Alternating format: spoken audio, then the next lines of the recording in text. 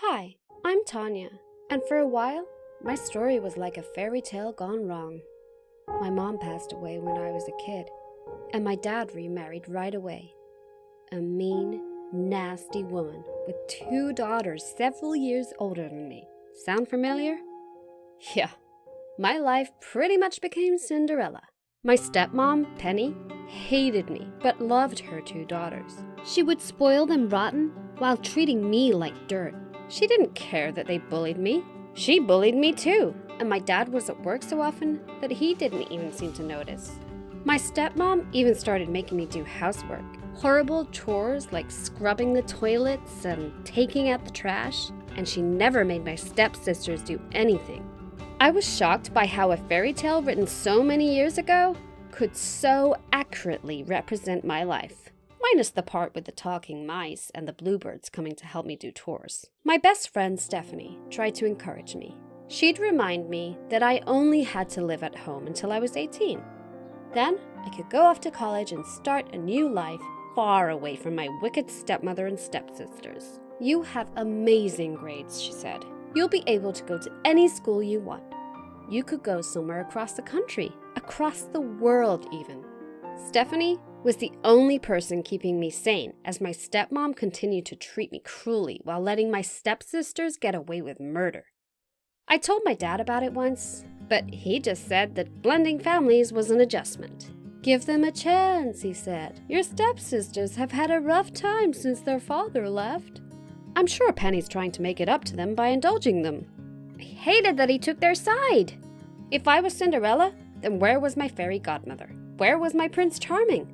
I knew the answer. That stuff only happened in fairy tales. In reality, nobody rescued you from your awful life. Especially not princes. When guys asked me out, I told them I was too busy for a relationship. In reality, I was scared. How could I expect to have a good relationship when my home life was this bad? As high school wore on, I continued to get perfect grades. I did some volunteer work, which got me away from my house and bulked up my resume. Once it came to start applying for colleges, I thought I had a good shot at getting a scholarship. When I sent in my applications, I was so nervous I was shaking, but I was also excited. Soon, I'd be able to escape. I was so excited. I made the mistake of telling my stepmom what schools I'd applied for. She was angry I'd picked schools so far away. I didn't realize I had a responsibility to my family and should stay close to home so I could continue to help around the house on weekends. She said if any of those schools accepted me, I had to turn them down. I told her I was almost 18 and would go to college where I wanted. She called me ungrateful and said it was a good thing my mom hadn't lived to see how spoiled her child was.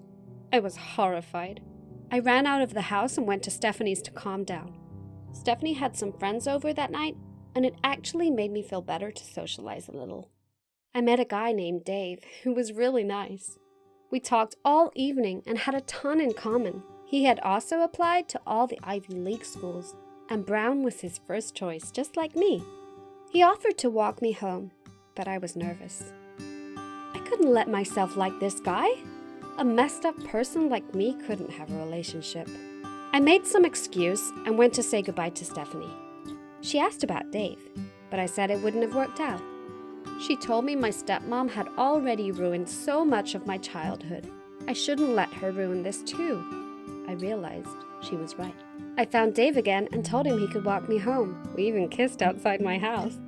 I was so afraid to hope things would work out, but we started seeing each other more and more. I told him about my stepmom and stepsisters, but instead of thinking I was a freak, he was sympathetic and even offered to come over and help me with my chores when my stepmom wasn't at home.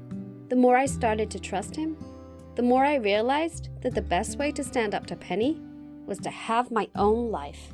But could I really believe Dave would stick around? The day I got my acceptance letter to Brown was the happiest of my life. I'd received almost a full scholarship. I called Stephanie, and we both screamed with joy. I was finally getting out. But what about Dave? Then Dave called to tell me he'd been accepted there too. I guess we'll be seeing a lot of each other, he said. I was over the moon. Later, he texted that I should come over. He wanted to show me something. His parents weren't at home, and he decorated his living room with candles and strings of lights. It was a little messy, but I was still impressed. He said he wanted to dance with me to celebrate my incredible achievement. So he put on some music and we danced, laughing and trying not to bump into furniture. I realized I'd finally found my Prince Charming. Maybe this part of being Cinderella wasn't so bad. Did you like this story? Let us know in the comments. And be sure to like the video and subscribe to our channel.